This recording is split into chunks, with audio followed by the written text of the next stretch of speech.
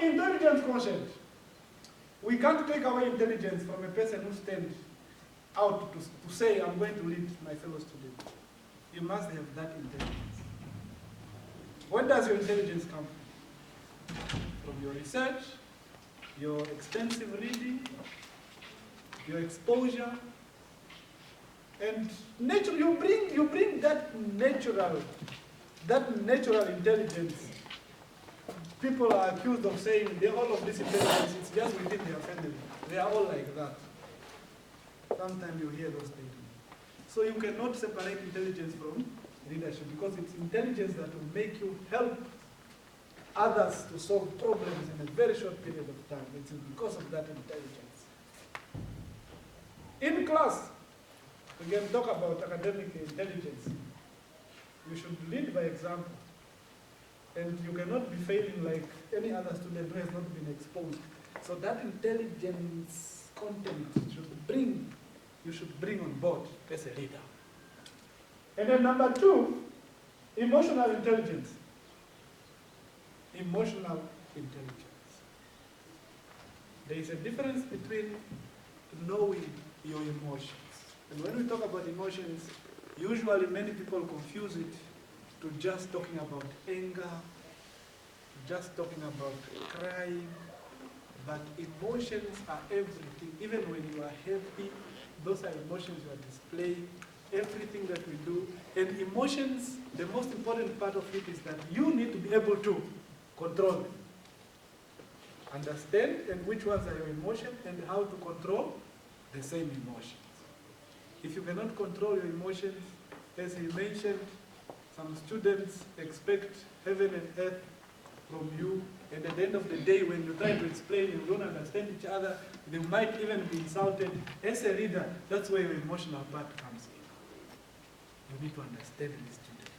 This student might be reasoning in a way that something is lacking, but for me, I know better. For as long as you are not lying to them, you know what you are saying, the emotions are being controlled, and things will end in peace. But if you don't, if you lack this, you will be that person who will say, the SRC fault. The SRC insulted. How can that SRC insult?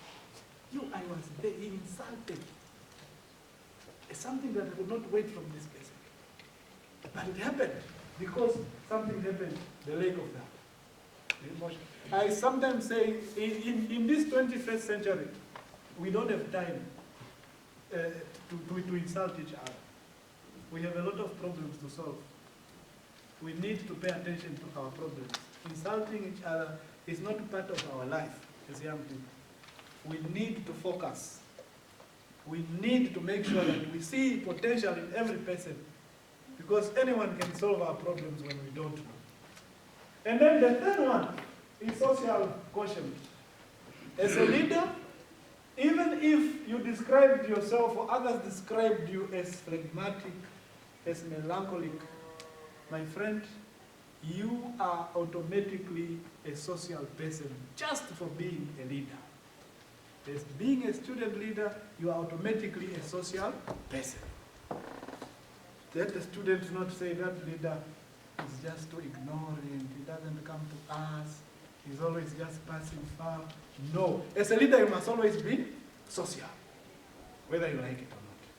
You must be social. When you find students together there, bring your part, leave.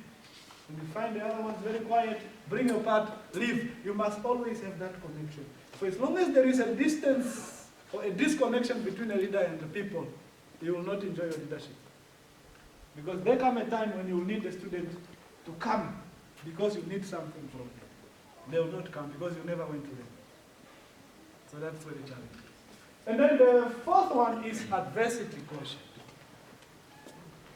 Adversity quotient gives us or tells us how you handle issues when you are faced with the toughest situation. What do you do? Do you give up? Do you blame others? Adversity quotient. You tell yourself every problem has a solution. That is a statement from the leader. Don't be brought down because of a situation. When it happens, know that it happens, and it is requiring some thought of input from me so that it can be solved. Because problems will be there. That is adversity worship. Adversity are all the complex and abstract stuff that we find. Very, very, very different. You find a small, you find a student maybe fighting because of a pen. That is a big problem. How can a person fight because of a pen? It's not because the stealing was big, but it is the understanding of this student. How do you fight because of a pen? So those kind of problems, tough. A lecturer is not maybe delivering himself a lecture. You go there as a leader, this lecture is getting angry. Now you ask yourself, how do you get angry on the things that you are supposed to do? Those big problems, what do you do? This lecturer is not teaching or is not delivering his lectures. What is happening? You go to them, they insult you, they tell you, you are not my supervisor, you are not the one that's supposed to tell me what I know myself.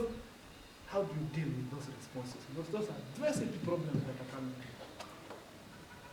So if you have those four under control, you'll have no problem. If you have those four under control, you'll have no problem.